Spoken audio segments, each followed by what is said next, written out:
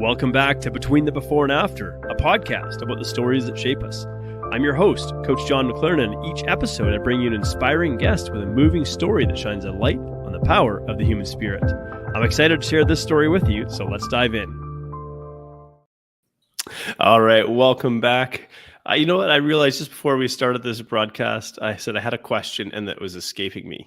And actually, that question was the correct pronunciation of your last name. I knew it just as soon as you said it. Should I let you struggle with it, or should I help? So my guess would be Tashjian, but that's really close. Yes, it's Tashjian. Tashjian, there we go. Yes. Okay, so I have the pleasure today of interviewing Donna Tashjian, located in Grand Rapids, Michigan, which we joke that that's almost Canadian. So any of the border states, almost Canadian. So you get to experience winters like we do in Canada, and yeah. So Donna, welcome to the show. It's a pleasure to have you here. It's a pleasure to be here, John. Yeah, and so just before we dive into your story, how you got to what you're doing, I'll let you introduce yourself and just kind of what you're up to right now, and then we're going to figure out how you got there. Sure. I am an international life mastery coach, and I am the CEO and founder of Vibrant Living International. And our mission and passion is to help people live vibrantly, to put it just as simply as we can.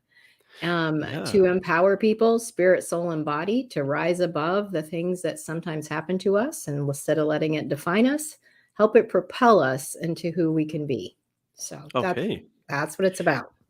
Very cool. So life coach is an interesting term, and sometimes people, I do a type of nutrition coaching, but it's really behavioral psychology based, and there's a lot of working around emotions and inner work outside of just helping people eat more vegetables and less junk food. There's always the why. Yeah. I mean, and I think for a long time we were sort of just steered towards, we'll just eat less, move more, eat less junk food, eat more healthy food, get more exercise, all that kind of stuff, which is sound advice in one sense, like it logically and practically makes sense, but it kind of really fails to address why we do what we do. Absolutely. And so I think the world of life coaching is kind of an interesting one.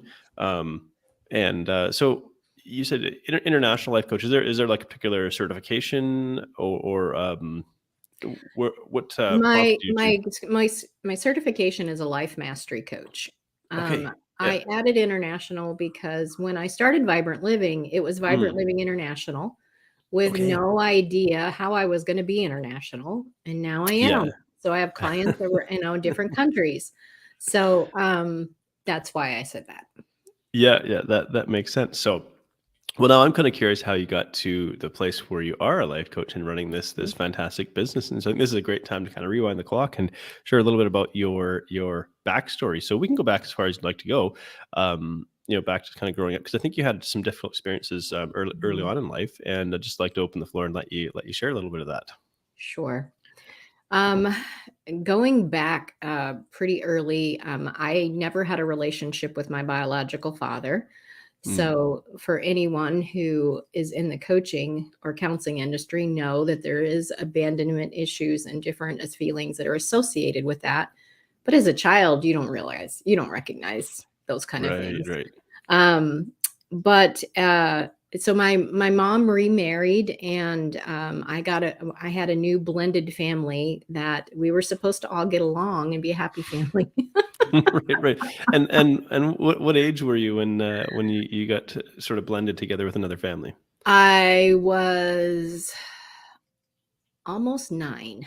So 8.5, I think it was. So and do you have like any memories at all of your biological father, or it just was never around? They were married, but I don't really have, and I have a lot of missing time in my childhood. But I don't have a lot of memories. I have one memory of him, and it wasn't a pleasant one.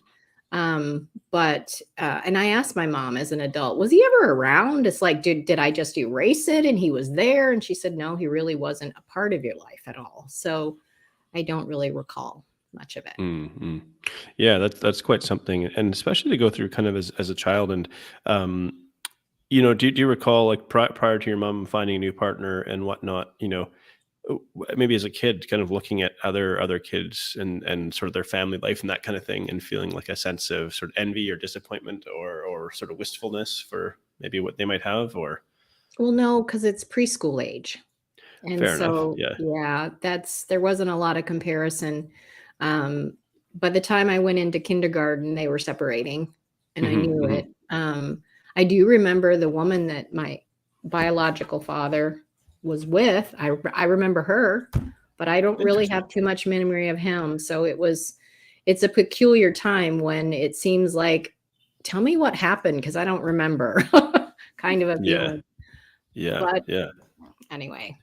Yeah, so then you can get into to sort of being a part of a blended family here, and to me, I mean, I have the good fortune of just my parents are still married Mhm, 43 years later. I think it might mhm, even be 40. Yeah, it's gonna be 44 this year at the time of recording this. So 44 years mhm, married, just one brother. They got along. They certainly had their hardships and difficulties, mhm, but you know, they got along well. And so mhm, I feel very fortunate in that regard. So I don't really have that lived experience of sort of getting. And I remember I had like I think I only had three friends growing up that had their original parents. mhm. It's like I didn't realize at the time like how fortunate I was, but Yes. only three of my friends growing up had their original parents.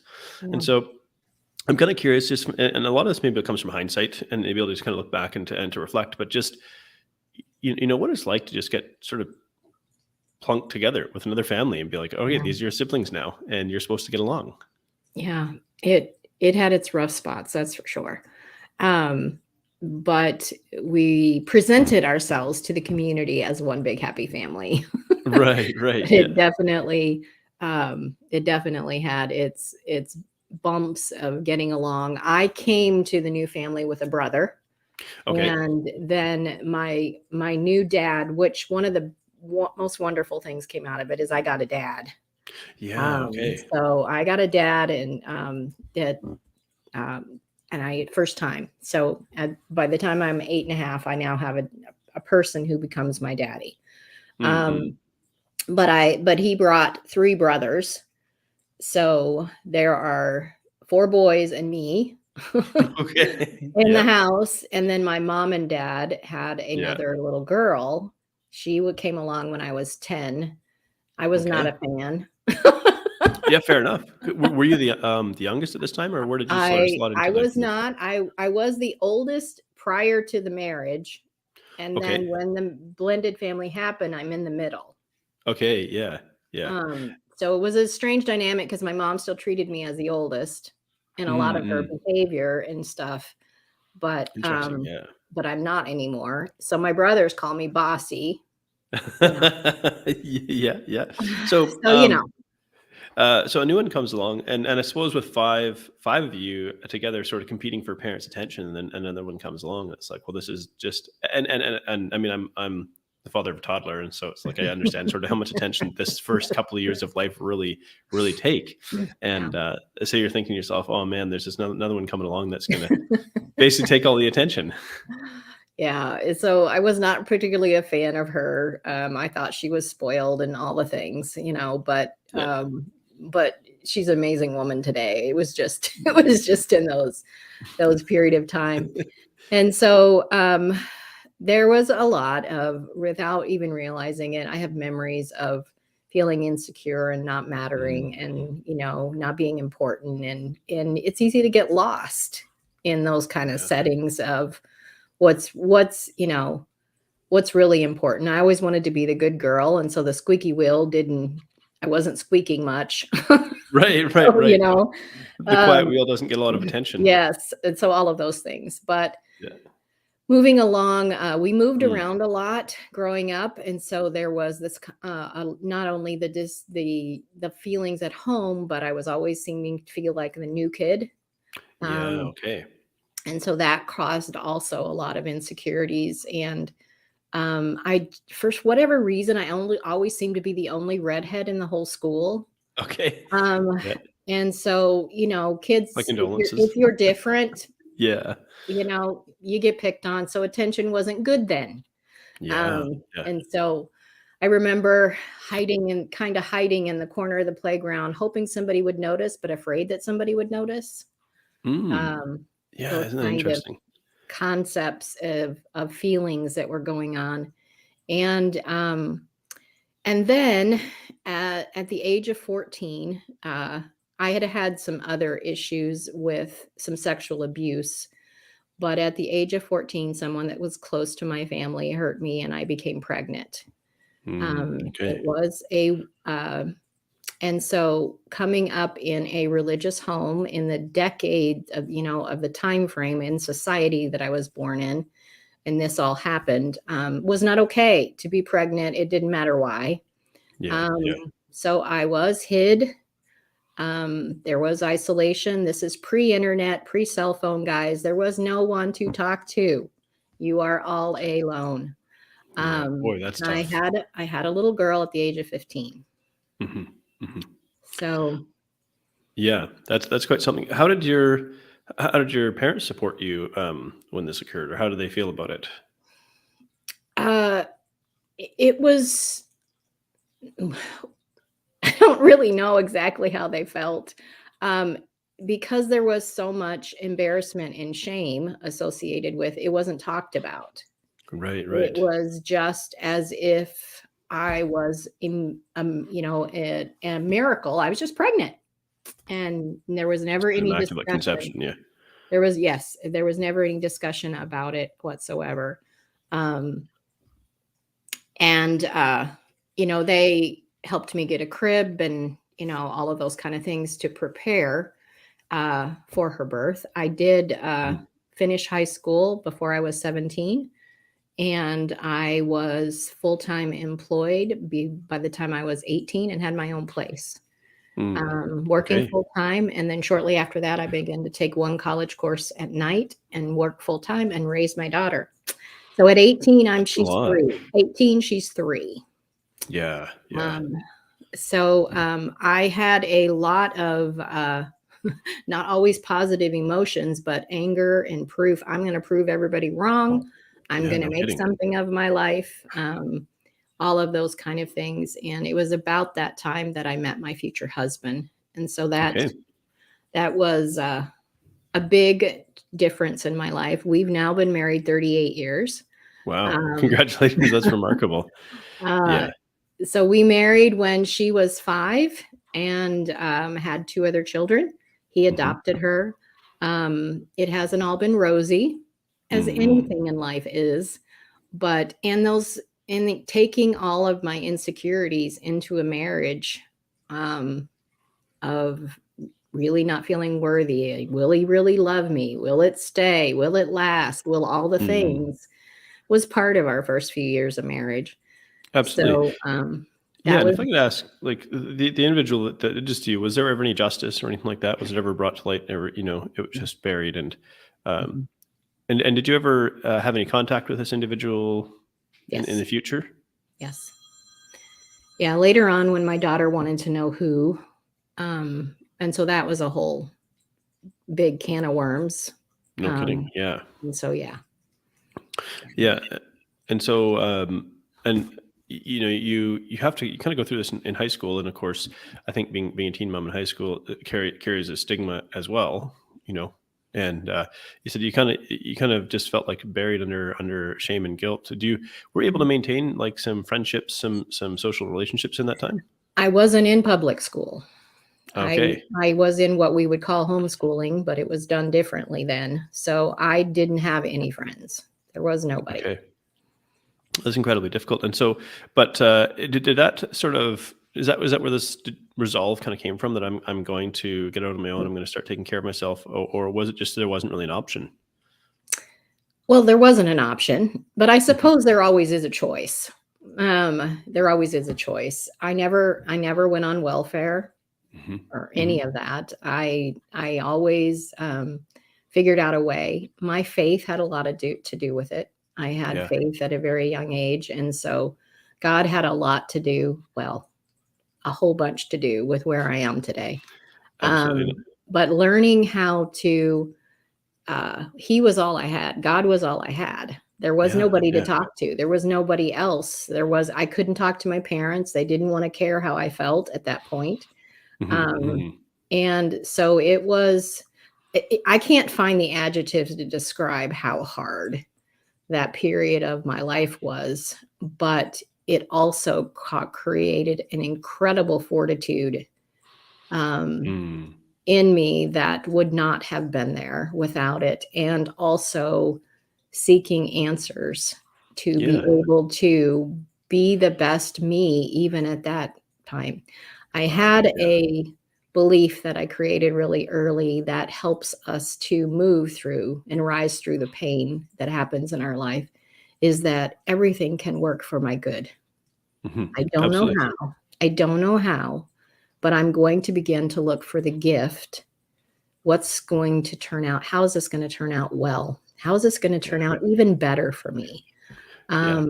And So my life proves that to be true. yeah, which is fascinating. Where did that? Do you have any idea? I mean, I can think of the scriptural reference, but I mean, is that That's where it came from. okay? Yeah, and how early in life did you because it's I think it's interesting when we develop sort of these religious beliefs. How early in life did you feel like this is like not something your parents made you do, but this is something that is going to be a part of your life? I had an experiential encounter with God at the age of 12. Mhm. Um, and so it changed for me then. I had been raised in a Christian home, Mhm. but um, having it not just be my parents' relationship with God, but mine. And so Mm-mm. that changed at the age of 12. And little did I know what was going to happen in just a few years. Right. That was going to test you. And I think about the experiences that we go through. I mean, I've been through trauma as well, in a different way. But the experiences that we go through, that we feel in and of ourselves, that we don't have the ability to get through it because we're not really equipped for it. Oh, But we learn something maybe about ourselves, and maybe for those who have a faith in God, we learn something about God, and that maybe mhm. we're not asked to do this all by ourselves. Yeah. And you're right. I think there is the potential for even the most difficult experiences to be turned into something good if we open the door to that possibility. And so you then you decided you got a full-time job. Where were you working at that time? I went to work for a doctor's office in the medical records. I was called a medical records clerk. And Okay. also, this is the days of the switchboard. I ran a Yeah. switchboard. My mom was a phone operator back in the day where, yeah, she talks about how she would like, plug this or plug that, and you connect Well, this person, this it person. didn't have the plugs, but it had buttons that Yeah. pushed. I could have as many as, I think it was 14 lines ringing at the same time, Okay. and Wow. have to keep track of which line was for what, and which line was being transferred where, and all of that. So, and keep my voice pleasant while I'm Right. doing it. Yes. Yes. And so while you were at work, was your daughter some kind of childcare, or how did you navigate being a single mom and trying to make Yeah. an income and trying to make ends meet? Yep. Not very well. Yeah. Yeah.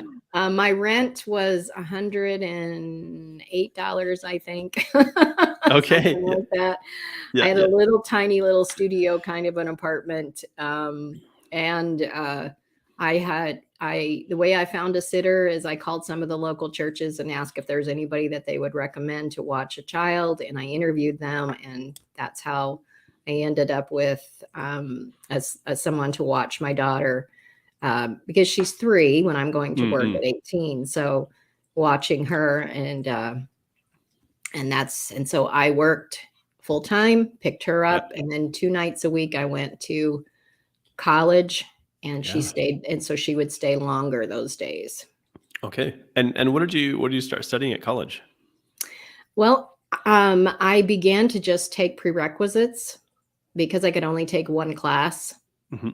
and work full time the way it was. So, I never got past the prerequisites because I met my husband and we moved and ended up getting married. But I was Okay. on that course to be able to, I was planning on being a nurse.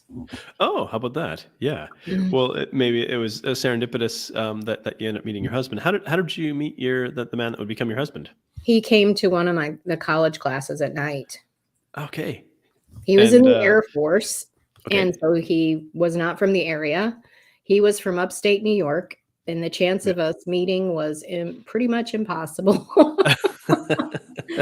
So this guy comes into class. Did you spot him like the first day of class that you So shared yeah, class the together? class was about 40 people and 3 men. So yes, I Okay. noticed him. Yeah. As did maybe a few other people. Mhm. Probably like clean shaven, clean cut, Yes, that sort of thing. absolutely. The whole military thing, yes. Yeah. Yeah, yeah, yeah. I'm ex-military, so I get that. So, were there any other of your classmates that were vying for his attention at the time, or that maybe you weren't I aware of didn't it? notice because Yeah.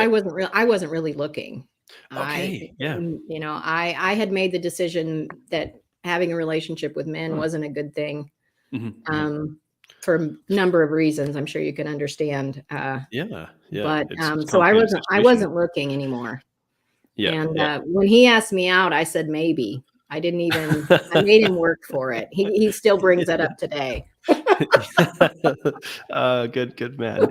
Um, yeah. So he noticed something about you. Yes, right And away. Yeah. oh yeah. And for What did him to he? pick me out of a room full of women and ask me Yeah. out, yeah, it's something pretty miraculous. No kidding. But what does he say that he noticed about you that made him feel like he Oh, had you don't to? want me to say that on the air. fair, fair enough. Suffice to say, there was some degree of physical attraction as well as to your Yeah, personality. I'll just say my hair. Okay, there we go. Yeah, yeah. He's like, okay, that stood out, and so I have to go and I have to talk to this woman. Do you remember like the first? This might be hard to remember. But do you remember the first thing he said to you, or how he approached you? Yeah, he invited me to a Christmas party, Okay. but the reason why I had given him a hard time is it sounded to me as if he was doing me a favor by asking me out. I don't believe that's what he meant, but that's the Mm. way I took it. So my Okay. response was, "Well, I guess it's possible." And I just kind of stepped back a little. He goes, "Well, I would like you to go." And I went, "Okay, then I'll go." Okay. And that's like a fairly safe, kind of innocuous, and you're going to a social event with other people there and whatnot, and so it's Yeah. you're not by yourself necessarily trying to make awkward conversation. So going to this Christmas party together, did you get a sense of, hey, there's something here? Um, Not necessarily right away, but the awkwardness, if you will, for me to go on a date is very quickly. If they don't know, I need to let them know I have a daughter. Yeah, yeah. And the other thing that was usually shocking was how old my daughter was and how old I was, Mm. as well. So what ended up happening is when we went to the Christmas party, and by the time we got there, it was over. So we Oh, no show way. up, and he had planned the whole Christmas party. It was in the military, it was on the base, Right, right. Yeah, yeah. and the whole thing got over early. And so we got Oh, there, no. and Santa's gone, all the food is gone, all the stuff. And he goes, "Well, let's go out to eat." So we went out to a restaurant, is what we ended up doing. And so at the restaurant, I don't even know how I told him, but I said, I just want to, I let him know I had a 3-year-old daughter. And usually I never hear from them. If I go Yeah. out on a date, or they think it's an easy mark, just to put it nicely. Yeah, yeah, So fair one of enough. those two things happened. So he asked me out again. And so the second date, he got to figure out how young I was. Okay. So he's a little bit older than you, Yeah, just a little or I bit. guess just a bit older than you are, I Yeah. should say. Yeah, yeah. What's the age gap? It's just 3 years, Okay, but yeah. when you're 19 or when you're 18, Mm. 3 years is a bigger Yeah, deal. yeah, it's more than 10% of your life, and so it Yes, feels fairly significant at that time. right. And how long into this? So he asked you out again, and so he wasn't deterred by this, and he wasn't necessarily. He sounds like a man of a very good character. Yes. So he wasn't deterred by this, and he wasn't. Yeah, he wasn't looking to take advantage of you. And so, how long into the relationship before he got to meet your daughter? Um, I think it was our 3rd or 4th date. He invited, us to go to Ice Capades, Oh, okay, like a very Disney cool. on Ice thing, and so Yeah, yeah, yeah. he got to meet her there, um, and then his birthday is in January, so we had the Christmas party, and her birthday is in January, so they both got to see each other there, and then Aw, we began to date from there. He had yeah, told me when we start to date, "I'm going home in 6 months. Let's just have fun while we're here." So, but his actions were not lining up with that statement. Right. He was like, it was clear that he wanted this to be Yeah, serious. Yeah. yeah. Yeah. And this is kind of interesting because I think, what you've alluded to is like you had a fairly difficult sort of social, or maybe there wasn't a lot of social development No, that took place like kind of through your teen years. And right. so if I could ask, was there a degree of naivety in one sense? I know in one sense your innocence had been taken away, but was there a degree of sort of naivety or sort of social awkwardness going into this relationship, or how did you find? I don't remember feeling socially awkward. I was definitely on guard. Yeah. Yeah. Would Okay. be a good way to word it, and or withdrawn slightly, with reserved. He Mm, comments that he had a pickup truck, and he okay. commented that when we're I don't know if it's our first date or a second date or whatever, but I sat as far against the other door as possible, Yeah. according to him. I don't recall that behavior, but he says that. So there was this, I don't know if you're safe, you just stay right there, Right, kind right, of right. kind of Sort of a feeling. guardedness. Yeah, yeah. Yep. What eventually kind of helped to break? I mean, I guess just spending time together, but Yeah. Yeah, you guys I got. remember after we'd been dating for a while, I was pretty sure how I felt about him. Things had been increasing for a little while, and my mom asked me. She goes, "Well, how are you feeling about this relationship?" And I said, "Well," and I kind of looked at her funny because I thought of something, and I'm like, "On the way home from the movie the other night, I fell asleep on his shoulder." And Wow. I'm Yeah. like, That's and then it kind of like dawned on me. I'm like, I've never fallen asleep around any guy ever. yeah. And Yeah. so he just proved himself. He was a real man, we'll put it that way. Mm, Not, absolutely. if you Yeah. understand what I mean by the 100%. integrity that goes into that.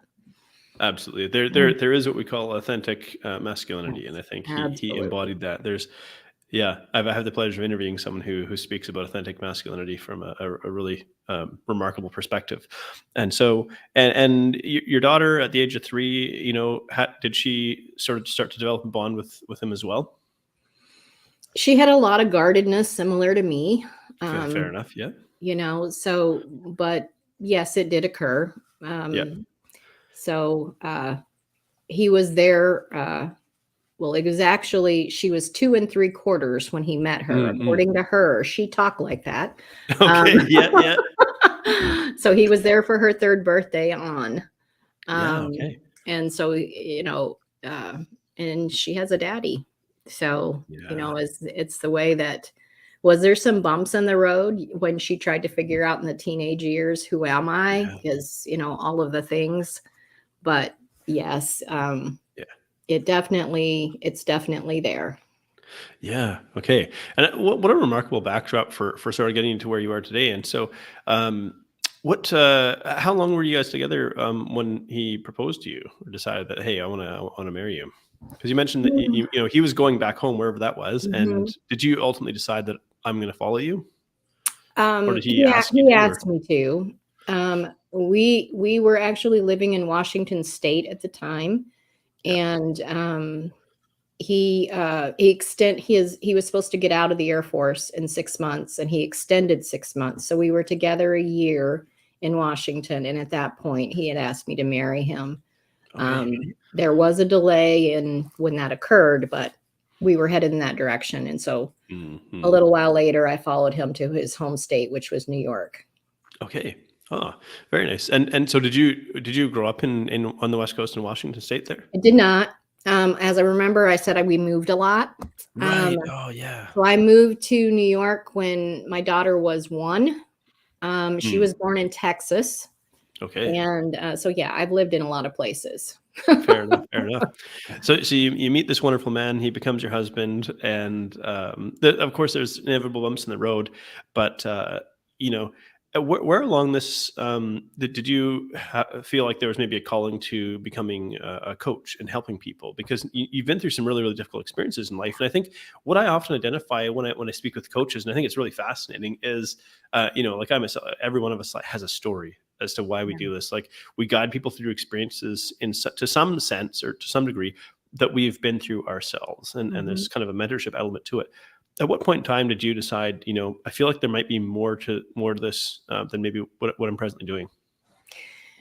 Well, I began without even trying to, and it wasn't a paid position, but I began mentoring, would have been what it was called when I Mhm. started, because 25 years ago, the kind of coaches that you and I are weren't really around that I recall. Yeah. Right. Anyway, Yeah. so Yeah. uh, but it was in a lot of different organizations. I founded some nonprofit organizations where I did that kind of work. So it was a lot of unpaid kind of, Mm-mm. and I'd find myself everywhere I went, either employment, volunteer work. People would say, "I've never talked to anybody like I'm talking to you. I've never Mm. told anybody this." And so I found myself, and I had a calendar where I met with people regularly on appointments while I'm raising my children and all of Yeah. that. Yeah. So it was going on all those times I started speaking in front of audiences in my 20s, encouraging people to make a difference and help and different Mm. nonprofits. So I have been doing that for a long period of time. I just wouldn't have called it coaching. It was just Right. what I Yeah. did. I didn't put a label on it. I love that. Um, It's very organic and kind of very natural. You kind of fell into it in a yeah, sense. it's Yeah. just who I am. Yeah. It is You who I am. So. I can resonate very very clearly with that. It's something that I inevitably did everywhere I went. I had many different. I've had about 11 different careers prior Mhm. to prior to. I say I couldn't. I eventually couldn't like run from this. Right. So but so you mentioned you've got multiple children as well, and so how many kids were you trying to raise while doing this? I have 2 others. Okay, yeah. So we have 3 children, and, they're all married, and we have 7 grandchildren. Wow, that's remarkable, and 38 years together, And 38 and years. your your husband, he was he supportive of you? I mean, I probably already know the answer, but Yeah. you're sort of foray into this. Yeah, he Yeah, was. He supported me all along the way, and it's been about 10 years ago that actually Vibrant Living was born. yeah, yeah. And so that's when I like, "I want to do this," and I described it, and they go, "Well, that's a coach." And I'm like, "Coach?" All I could think of was football coach, and I'm like, "I'm Right, not right, right. screaming at people on the sidelines telling them to do this." I'm like, "That's not me." And so I had It's no frame of reference of yeah, the yeah. label of coach. It's I often joke with my clients. I say like I'm a tour guide, but I'm not a Sherpa. You know, Mhm. and that's a phrase I often use. But it's really like I say I help people perhaps co-write a couple of chapters in their life story and hopefully create a more positive ending to the story that they're writing. And I did want to ask one other question just from your past there. You mentioned that like your oldest daughter. Um, that through the teen years, she was kind of curious about who her biological father Mhm. was and whatnot. And I think I'm asking this because it's how do you navigate that? How did it come up and how do you how do you navigate that? Because I imagine for those who've been in similar circumstances to yourself, that this eventually comes up. There's something within us that we want to Yeah. I guess get to know our biological connections. Yeah, I don't really have an answer for that. Fair enough. It's not an easy thing to navigate at all. Um, and I didn't prevent it, but I Mhm. was very fearful because I knew she would be hurt, Mm. um, So if she was through to it find out all. the actual circumstances And the surrounding it, yeah. circumstances and the man that he was, because I did know about that, and I was very concerned that she would be hurt, and she was. Mhm. But I couldn't prevent it. She wanted to have answers, and there was a rebellious period where she was angry at everybody and everything, but that had Yeah. nothing. And so it was difficult to transverse. But Yeah. one thing I will say for anyone who may be going through it is love never fails. It Mhm. may Mhm. take some time to work through it, but truth and love will prevail. And that's Yeah. all I held on to during that rocky period. You know She did a lot of rejection of both my husband and I, Yeah, yeah. in acting out and anger and all of those kinds of things. But love never fails. And when you keep that as your focal, you keep that as your center in your prayers and in your beliefs, things will turn around, and it has.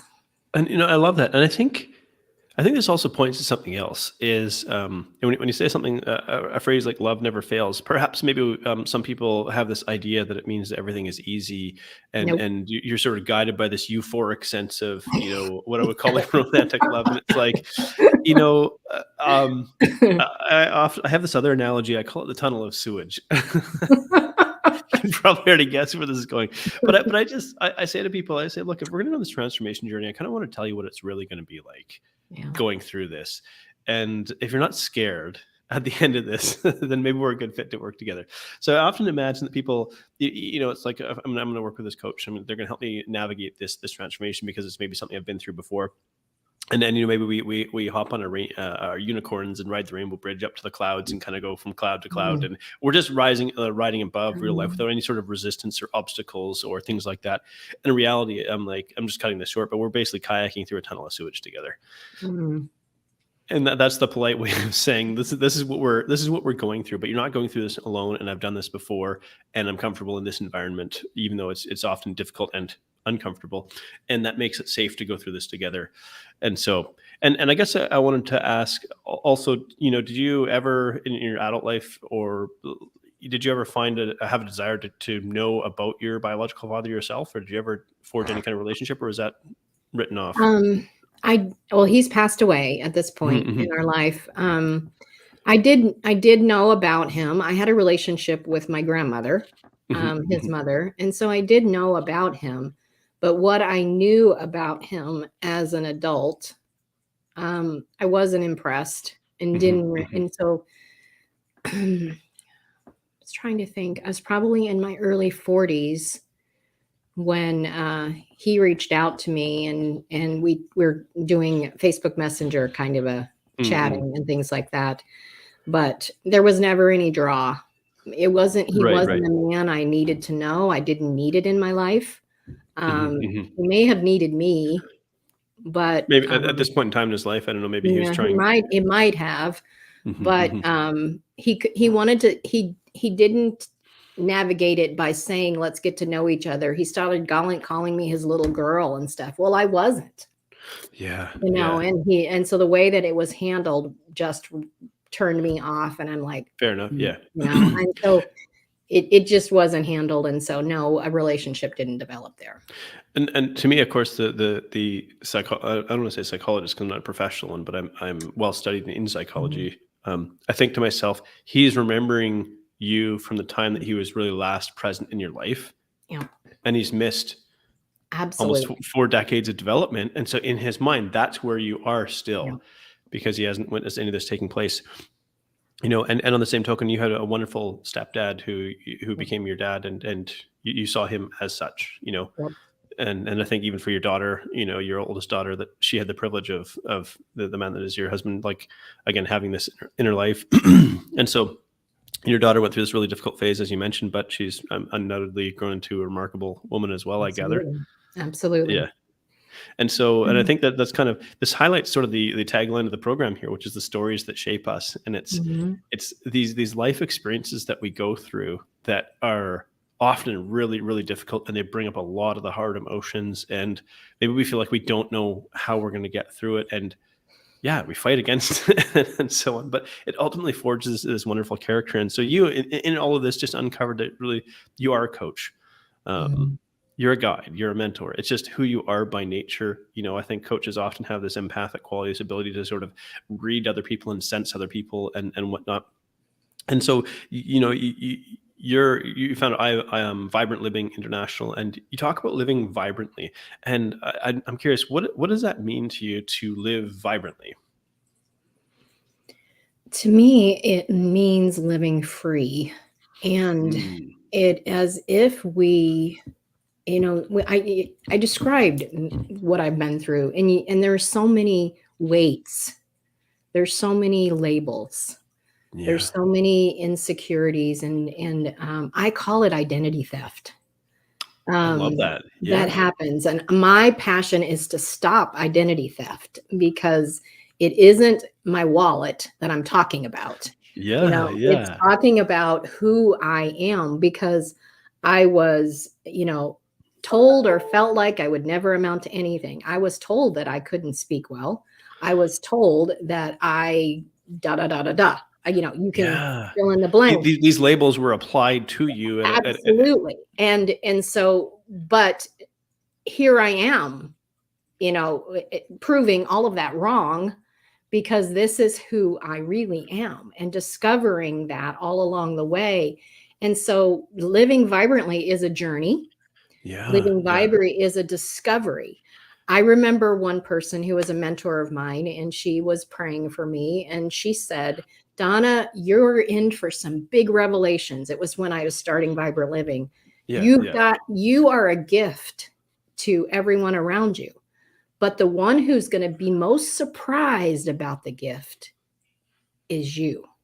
And that is what Vibrant Living is. It's discovering the gift that we are. It's embracing all of the little things about us and all of the wonderfulness about us, and learning who, in my words, God created us to be. Yeah. So Yeah. that we can really live free without all of the wondering what people think, without wondering about if we're good enough, if we're going to fail, all of the stuff that human nature does, and just have a ball and live free. That's Vibrant Living. I love that. And I love this concept of identity theft. And, I've wrestled with all the things that you've described as well. Even getting the field that I get into, and all the feelings of worthlessness and struggle and whatnot, and these things that are robbing us from who we truly are. And I agree. I often say that we live in a cage of our own construction. And really kind of what I'm referring to though is when somebody like applies a label to us and we accept it to be true, it sort of forms one of the bars in this cage of our own construction that we live in. And it takes maybe sometimes somebody else who's not encumbered by these beliefs to see who we truly are and say, well, let me pick the lock to your cage door and open the door and like guide you out of this into this pair of shoes that's waiting for you to step into and to fill. And I really, I love the idea that each one of us like has a gift, something to share with the world. And, I often think about humility. The way that I used to think about humility was, I guess, just thinking less of myself. But I love the definition that it's not thinking less of ourselves, but thinking about ourselves less. So recognizing that it's not really about us. And when we don't necessarily make it about us, and when we actually serve and show up to help other people, our life is much more purposeful and much more fulfilling. Yep. Yeah. And so absolutely. I think sometimes there's other people with us and have hammers and nails helping us build that cage. Yeah, absolutely. Absolutely. This is very true. And what, you've been through it so much, but I think, again, you wouldn't be the, amazing woman that you are today had you not gone through. And I think people often ask me as well, because I get interviewed about my story as well, and they say like, would you take this out of your past? And I say, no, I wouldn't. I wouldn't take any of those experiences of my past, because I would not be where I am today had I not gone through what I went through and those experiences that shaped me to be the person that I am today. And so, I always like to ask my guests this, and that is, if they've been listening to this conversation today, if they've been hearing your story and all the different things you've gone through, and I think, boy, we've really only scratched the surface, because there's so much to potentially tap into here. But what is the message that you would like people to take away from this conversation today? Two things. First, if you feel like you're not living vibrantly, find me on social media. I'd love to talk to you, support you, help you find the resources, whatever that is for you. Because that's my heart. And the second and final thing is, remember that what I said in the beginning, that nothing is wasted. Everything can be used for your good. Even the worst, absolute worst day of our life can be. Nothing is wasted. You didn't make mistakes that are too big. You haven't you're not too old. You're not too young. Whatever you're saying, it doesn't matter. Nothing is wasted. And it still has the potential for you to have a vibrant life. I love that. And, we're going to make sure that we include this in the show notes as well. But you mentioned people reaching out to you. What's the best place to connect with you? The easiest way to find out all the resources that I have is my website, and that's the letter I, vibrantliving.com. there's a tab there that you can schedule a chat with me, and it's absolutely free. And there's a lot of other resources too. I love that, and I guarantee you, anybody who has a conversation with you is going to come away with an entirely different perspective. Absolutely. And I know that because I've had the pleasure of chatting with you today, Donna. Thank you so much for coming in and sharing your heart, sharing your story, sharing the difficult things you've overcome. It's a very, very inspiring story. And for anybody listening, I think, you'd be very fortunate to enjoy a conversation with this wonderful woman. So thank you again, Donna, for being on the program today. My pleasure, John. Thank you so much for tuning in to Between the Before and After. If you've enjoyed this episode, please subscribe and leave a review because that helps this podcast to reach and inspire more people. I love exploring the stories that take place between the before and after, the powerful experiences that shape who we become, and I love human potential. I love the possibilities that lie within us. So whatever you may be up against, I hope these stories inspire you because if you're still here, your story's not done yet, so keep moving forward.